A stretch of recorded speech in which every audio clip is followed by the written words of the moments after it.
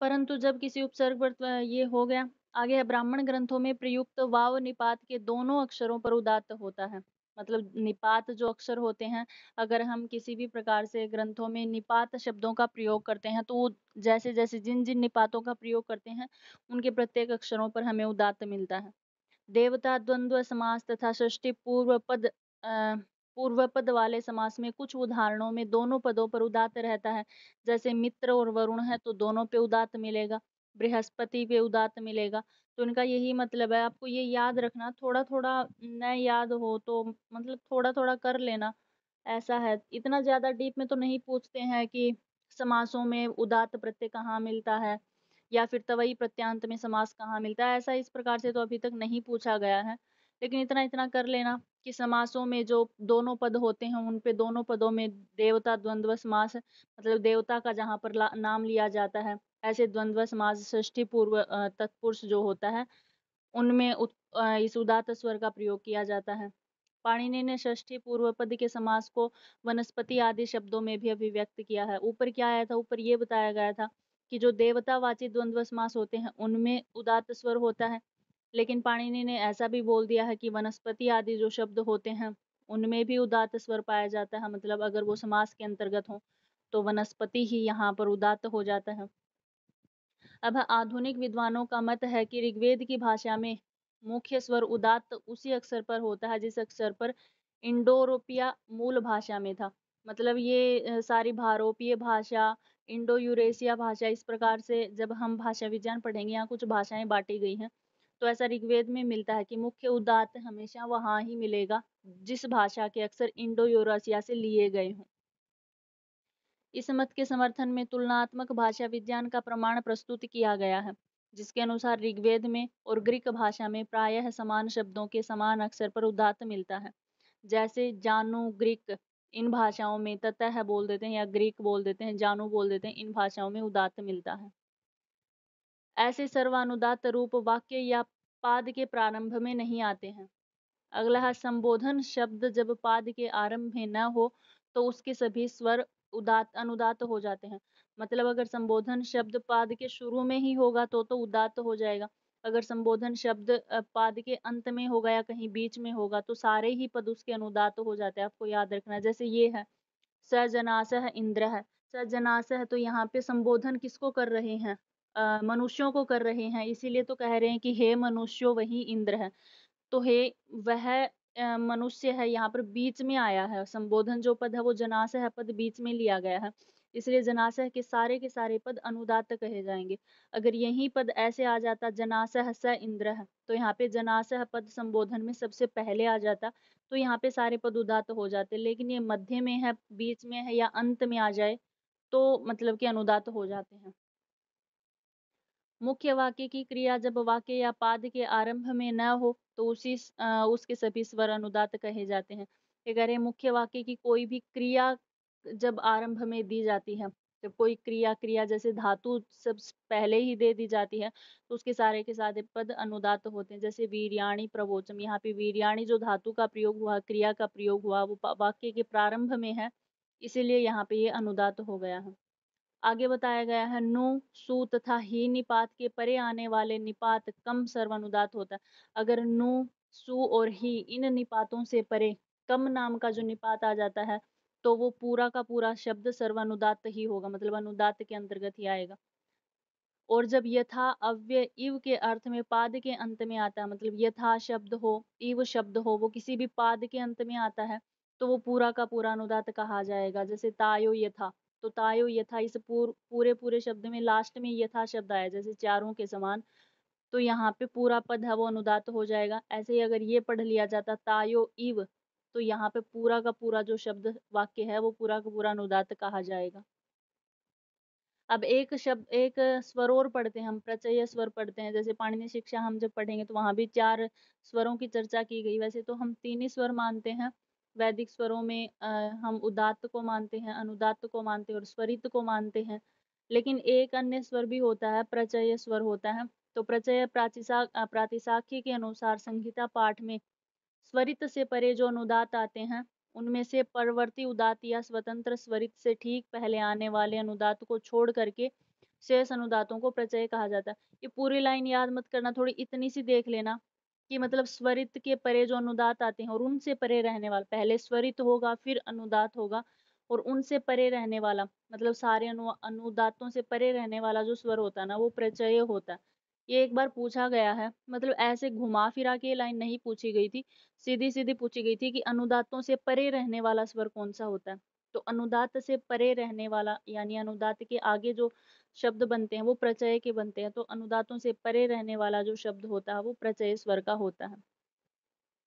प्रचय स्वर को शिक्षा ग्रंथों में भी प्रचित कहा जाता है, मतलब शिक्षा आदि जो ग्रंथ लिखे गए हैं इनमें प्रचय स्वर को हम प्रचित के नाम से कहते हैं। आगे है सन्नतर अनुदात्तर। स्वरित से परे जो अनुदात आते हैं उनमें से जो अनुदात परवर्ती उदात्त या स्वतंत्र स्वरित से ठीक पहले आता है उसे प्रचय नहीं माना जाता। ये छोड़ो। यथा शतुद्री पद में अनुदात से ठीक पूर्व आने वाले सरस्वती पद में ती के अनुदात को प्रचय नहीं मानते।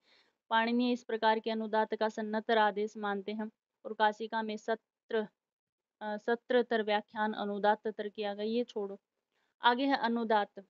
अनुदात में क्या होता है? अनुदात का शाब्दिक अर्थ होता है ऊपर न उठाया हुआ। जैसे उदात्त का था ऊपर उठाया हुआ, अर्थात तालु आदि भाग से ऊपर उठा करके जो शब्द प्रयोग होते हैं वो उदात्त बोलते हैं, जिसको उच्चई उदात्त नाम से कह दिया गया है।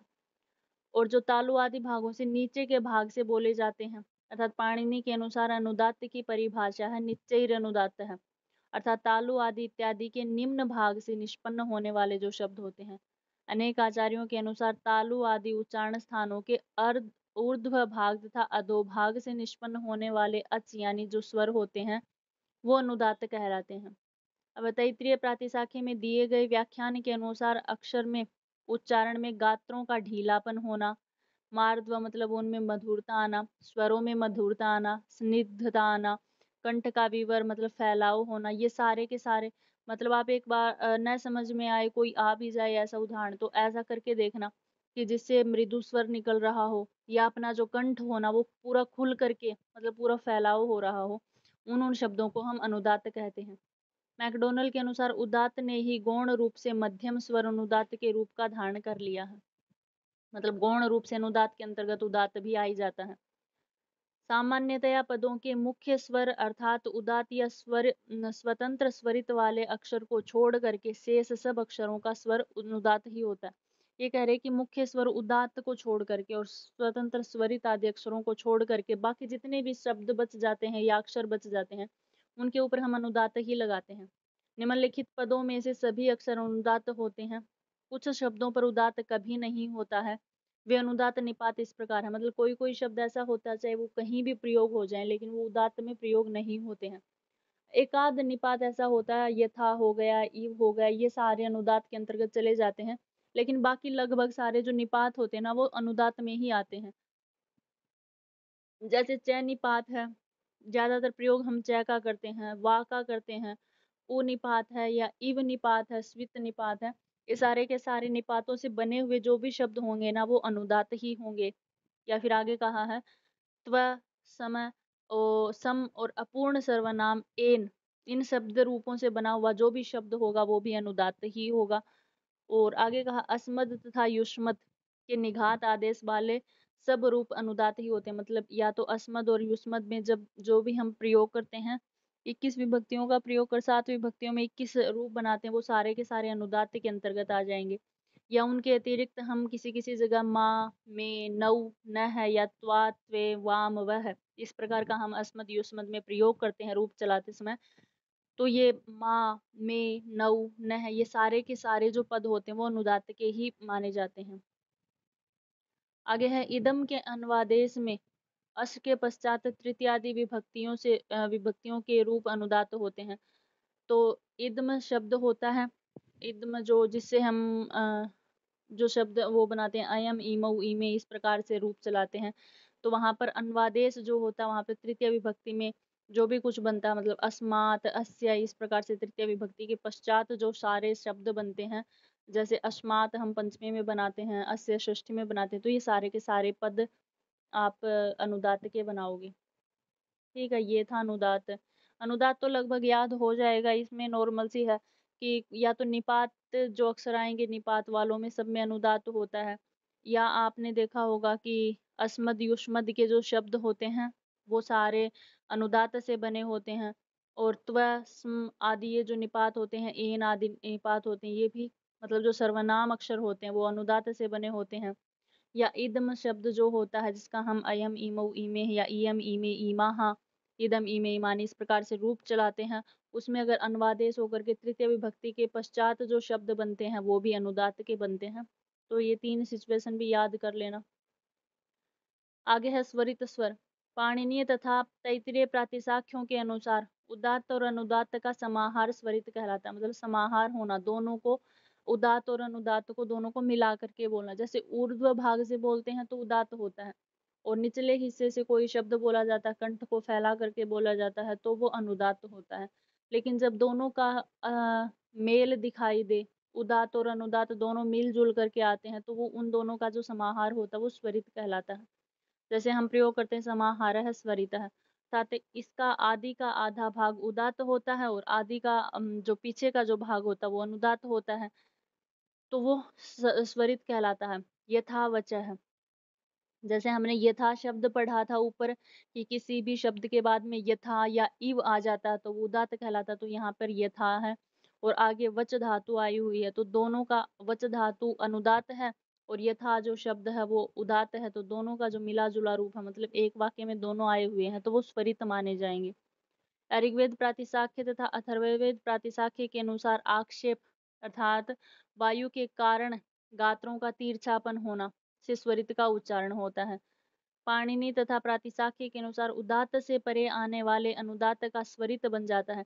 मतलब इनका कहना है कि प्रातिशाख्य ऐसा बोलते हैं कि कोई भी शब्द उदात्त होता है और अगर उस उदात्त के तुरंत बाद में अनुदात्त का प्रयोग होता है तो वो अनुदात्त अनुदात्त न समझ करके उसको स्वरित मान लिया जाता है, यदि उससे परे उदात्त या स्वतंत्र स्वरित न हो तो। मतलब एक कंडीशन और है कि उसके बाद में उदात्त नहीं होना चाहिए। उदात्त के बाद में अनुदात्त हो, वो स्वरित हो जाता है। कब? अगर उस अनुदात्त के बाद में वापिस से उदात्त न आए तो। यथा अग्निना। मैकडॉनल्ड के अनुसार स्वरित एक अवरोह स्वर का क्रम है जो उदात्त से प्रारंभ होकर के स्वरहीनता से परिणत हो जाता है। ये तो छोड़ो। स्वरित के भेद हैं। आधुनिक विद्वानों के मत अनुसार स्वरित के 2 भेद हैं। एक होता है स्वतंत्र स्वरित और एक होता है आश्रित स्वरित। मतलब किसी किसी पद में तो पूरे ही पद में स्वरित आ जाएगा स्वतंत्र रूप से, तो वो स्वतंत्र स्वरित होता है। या फिर किसी में जैसे देखो ऊपर बताया था कि उदात्त के बाद अगर अनुदात्त होता है तो वो स्वरित बन जाता है। कब? यदि आगे उदात्त न होगा तो यहाँ पे आश्रित है, मतलब एक प्रकार से ये स्वरित होना कि अगर आगे उदात्त नहीं होगा इसीलिए ये शब्द अनुदात्त हो पाएगा या स्वरित हो पाएगा। इसके अलावा ये स्वतंत्र रूप से स्वरित नहीं हो पाएगा। तो इसलिए इसके 2 भेद होते हैं, एक स्वतंत्र स्वरित होता है और एक आश्रित स्वरित होता है। वास्तव में स्वरित एक आश्रित स्वरित है जो उदात्त पर आश्रित रहता है। मतलब वैसे तो इसका कोई अपना कोई ज्यादा अस्तित्व है नहीं। वास्तव में अगर देखा जाए तो स्वतंत्र स्वरित काफी नहीं मिलते हैं, आश्रित ही काफी मिलते हैं जो उदात्त के ऊपर आश्रित होते हैं। शुरू में जब हमने पढ़ा था तो बताया था ना कि लगभग ज्यादातर जो शब्द होते हैं वो उदात्त ही होते हैं। तो उदात्त के आश्रित ही रहता है, परंतु जब संधि विकार से आश्रित उदात्त स्वर का नाश हो जाता है तब आश्रित स्वर भी स्वतंत्र स्वर बन जाता है। मतलब कि पहले तो आश्रित ही रहता है और लेकिन जब हम उस पद का संधि विच्छेद कर देते हैं, उन पदों को अलग अलग तोड़ करके अलग कर देते हैं, तो टूटे हुए पदों में अलग अलग स्वर निकल आते हैं, तो वही आश्रित स्वर जा करके जब अलग होते ही वह स्वतंत्र स्वर बन जाता है। आश्रित स्वरित और स्वतंत्र स्वरित में मुख्य रूप से अंतर यह है कि आश्रित स्वरित जो होता है वो पद के प्रधान स्वर उदात्त के पीछे रहता है, जबकि स्वतंत्र स्वरित पद के प्रधान स्वर के रूप में वैदिक स्वर कहलाता है। इनमें दोनों में मात्र यही अंतर होता है कि जो मतलब कि पद के प्रारंभ में जो भी होता है, जैसे पद के प्रारंभ में अगर उदात्त है और पद के अंत में अगर स्वरित स्वरित है तो वो शब्द तो पद के प्रधान वाले के आश्रित माना जाएगा, जैसे ये स्वरित उदात्त के आश्रित माना जाएगा। और जैसे ही हम उनके संधि कर देते अलग अलग कर देते तो वो पद अलग अलग हो जाते हैं, तो वो स्वतंत्र स्वरित माना जाता है।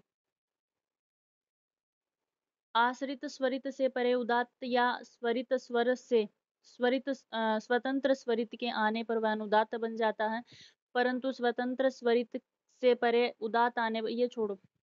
आश्रित स्वर के भेद प्रतिसाख्यों के अनुसार आश्रित स्वर के कुछ भेद हैं, मतलब आश्रित जो स्वर होता है उसके कुछ भेद बताए गए हैं। एक तो होता है तैरो व्यंजक स्वरित, एक होता है तैरो विराम स्वरित, एक होता है प्रतिहत स्वरित, और एक होता है पादवत या वैवृत स्वरित। सारे चार ही होते हैं। आश्रित स्वरित के चार भेद हैं। पहला है तैरो व्यंजक स्वरित। तैरोव्यंजक स्वरित किसको कहते हैं? तो पूर्ववर्ती उदात्त हो, पहले उदात्त हो और उसके बाद आने वाले आश्रित स्वर के बीच में व्यंजनों का व्यवधान होने पर ऐसे स्वरित को तैरोव्यंजक स्वरित कहते हैं। जैसे अग्निना, तैतृय प्रातिशाख्य के अनुसार जिस स्वरित से पूर्व उदात्त हो वह तैरोव्यंजक। इसका कहना यही है कि मतलब पहले पद के पूर्व में उदात्त रहेगा और पद के बाद में अनुदात रहे, ये सॉरी स्वरित रहेगा, बीच में व्यंजनों का व्यवधान होगा, तो उसको क्या कहते हैं? तैरोव्यंजक स्वरित कहते हैं। आगे है तैरो विराम स्वरित। ये क्या होता है? ये कह रहे पदपाठ में जब अवग्रह से ठीक पहले उदात्त होता है। अवग्रह चिन्ह आपको पता है, बीच में जब आकार का लोप हो जाता है या आकार पूर्व रूप में मिल जाता है तो हम वहां पे एक अवग्रह चिन्ह बना देते हैं। कई बार जैसे ओम में भी आपने देखा होगा, ओम में या फिर किसी भी चीज में आपने बीच में देखा होगा, आकार का लोप हो जाने के बाद एक थोड़ा दिखाने मात्र के लिए अवग्रह चिन्ह बना देते हैं, अस टाइप का। तो वही होता है पदपाठ में, जब कोई भी हम पदपाठ करते हैं तो उसमें अवग्रह से ठीक पहले उदात्त हो और उस उदात्त पर आश्रित स्वरित अवग्रह से परे आता हो। मतलब अवग्रह जो चिन्ह होता है उसे ठीक पूर्व में पहले उदात्त होता है और उसके बाद स्वरित आता है, तो ऐसे स्वरित को तैरो विराम स्वरित कहते हैं। जैसे यहाँ पे ये रहा पंचभी, तो यहाँ पे तैरो विराम से पूर्व में उदात्त और बाद में स्वरित है, इसलिए आश्रित स्वरित हो जाता है। इसको तैरो विराम स्वरित कहते हैं। आगे एक होता है प्रातिहत स्वरित, अर्थात तैतृय प्रातिशाख्य में प्रातिहत का प्रयोग संहिता में पूर्व पद के अंतिम अक्षर के उदात्त के कारण परवर्ती पद के आदि अक्षर अनुदात्त को जो स्वरित बनता है से किया गया है। ये क्या कहता है? प्रातिहत। प्रातिहत का मतलब होता है कि है ना, कोई भी दो पद हैं, दो पदों में पहले पद का जो अंतिम अक्षर होता है वो तो उदात्त होगा, और अगला जो पद है, मतलब उत्तर जो पद है, उसका पूर्व जो अक्षर होता है उसको होता तो अनुदात है, लेकिन किसी वजह से, मतलब आया था ना पूर्व में कि उदात के तुरंत बाद अगर अनुदात हो तो उसको स्वरित बन जाता है, तो वो स्वरित बना हुआ होता है, उसको प्रातिहत स्वरित कहते हैं। मतलब दो पदों में पहले पद का अंतिम अक्षर उदात होगा और दूसरे पद का पहला अक्षर अनुदात होगा और उस अनुदात का स्वरित होना चाहिए, तो उसको हम क्या बोलते हैं? प्रातिहत स्वरित बोलते हैं। आगे है पादवत या वैवृत स्वरित। दूसरा नाम है पादवत का ही वैवृत। ऋग्वेद प्रातिशाख्य के अनुसार संहिता में जहाँ पदांतीय एवं पदादि स्वरों के बीच अंतर रहता है तो संधि के कारण विकार नहीं हो पाता, उसे विवृति कहते हैं। विवृति में पूर्व पद के अंतिम अच के उदात्त के कारण परवर्ती पद के आदि अच अनुदात्त को स्वरित हो जाता है। यही है कि जहाँ कहीं पर संधि न हो पाए, मतलब किसी पद में अगर संधि नहीं हो रही है तो पहले पद के लास्ट में उदात्त होता है और अगले पद के शुरू में अनुदात्त होता है, उसे अनुदात्त को स्वरित बना लिया जाता है, तो उसे पादवृत या वैवृत स्वरित कहते हैं। आगे है स्वतंत्र स्वरित के भेद। स्वतंत्र स्वरित के भेद पढ़ लो। एक होता है जात्य या नित्य स्वरित, एक भेद ये है अभिनिहित स्वरित, एक अक्षयप्र स्वरित। एक बार प्रश्न आया हुआ था कि स्वतंत्र स्वरित का भेद कौन सा है, तो उसमें ये दिया गया था अक्षयप्र स्वरित, 2017 का प्रश्न है। तो इसमें आया था कि स्वतंत्र स्वरित का भेद कौन सा है, तो आपको बताना है। एक तो होता जात्य, जात्य इसका भेद है, जात्य को ही नित्य स्वरित बोलते हैं, स्वतंत्र स्वरित के भेद हैं ये। एक होता है जात्य, जात्य या नित्य बोलते हैं। एक होता है अभिनिहित स्वरित और एक होता है क्षप्रस्वरित, इसको क्षप्र संधि भी बोलते हैं या क्षप्र स्वरित। ये यण संधि के प्रकार का होता है। जैसे हम यण संधि बोलते हैं ना, व्याकरण में यण संधि बोलते हैं, ई की जगह पे ये, ऊ की जगह पे वह होता है, तो उसी प्रकार से क्षप्र संधि भी बोली जाती है, क्षप्र स्वरित बोलते हैं। और एक होता है प्रश्लिष्ट स्वरित।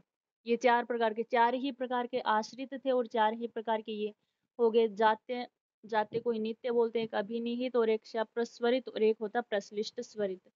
ये बीच का आप देख लेना, एक बार पढ़ लेना अगर याद हो तो, लेकिन हाँ ये जरूर याद रख लेना कि इनके चार चार भेद हैं। अब है स्वरांकन की पद्धतियां कैसी हैं, तो वेदों की सब संहिताओं में स्वरांकन की भिन्न भिन्न पद्धतियां प्रचलित हैं। ऋग्वेद और अथर्ववेद दोनों, दो वेद छोड़ दिए इन्होंने, ऋग्वेद और अथर्ववेद वाजसनेयी संहिता तैत्तिरीय संहिता, तैत्तिरीय ब्राह्मण स्वरांकन की एक मुख्य पद्धति का अनुसरण करते हैं। मैत्रायणी संहिता तथा काठक संहिता में स्वरांकन की भिन्न पद्धति है और शतपथ ब्राह्मण में भी स्वरांकन की पद्धति इन सबसे भिन्न है। स्वरांकन पद्धतियों का पृथक पृथक विवरण निम्न प्रकार से है। ऋक, यजुर्वेद, वाजसनेयी संहिताओं में क्या होता है, उदात्त के प्रकट करने के लिए अक्षर पर किसी प्रकार का चिन्ह नहीं लगाया जाता। एक बार प्रश्न आया था कि उदात्त स्वर का जो चिन्ह होता है वो कैसा होता है, तो किसी भी वेद में या कहीं भी उदात्त का कोई चिन्ह नहीं है, बस मात्र सामवेद में, तो सामवेद के ही ब्राह्मण ले लेना, सामवेद के ही आरण्यक, तो सामवेद में क्या होता है, उदात्त को एक एक संख्या में लिखा जाता है। जैसे हम एक लिखते हैं उस तरह इनको, जैसे संस्कृत में एक लिखते हैं उस भाषा में थोड़ी, तो उसको लिख दिया जाता है। लेकिन ऋग्वेद में, यजुर्वेद में या अथर्ववेद में किसी प्रकार का उदात्त का कोई चिन्ह नहीं होता है। तो प्रश्न में उत्तर यही दिया गया था अचिह्नितम, तो आपको अचिह्न ही लगाना है। उदात्त का कोई चिन्ह नहीं होता है। अनुदात्त का चिन्ह नीचे पड़ी रेखा होती है, तो आपको या तो एक रेखा दिखा देंगे किसी भी शब्द के नीचे लगा करके, या आपको अधो चिह्नितम लिख देंगे। अधो मतलब नीचे पड़ी जो रेखा होती है। और स्वरित की जो रेखा होती है वो खड़ी रेखा होती है। किसी भी शब्द के ऊपर आपने देखा होगा कि किसी भी शब्द के ऊपर जो खड़ी रेखा लगती है, छोटा सा एक डंडा लगता है, वो होता है स्वरित का चिन्ह। तो पहली बात आपको इतना ही याद रखना कि उदात्त का कोई चिन्ह नहीं होता है। अनुदात्त का जो चिन्ह होता है वो पड़ी रेखा होता है नीचे, मतलब एक बिछी सी रेखा होता है। और स्वरित का जो चिन्ह होता है वो ऊपर खड़ी रेखा से होता है। अब बात करें सामवेद की, तो सामवेद में 1, 2 और 3, जैसे हम इसमें पाणिनीय शिक्षा में या संस्कृत के ग्रंथों में जो गिनती लिखते हैं ना, संख्या की जो गिनती लिखते हैं, जिसको हम कई कई लोग संस्कृत की गिनती बोलते हैं, समझ में नहीं आती, उस प्रकार से 1, 2, 3 लिख के किया जाता है। मतलब उदात्त जहां पर भी आएगा उस शब्द के ऊपर 1 लगा देंगे, और अनुदात्त जहां पर आएगा उसके 2 लगा देंगे, और स्वरित जहां पर आएगा वहां 3 लगा देंगे।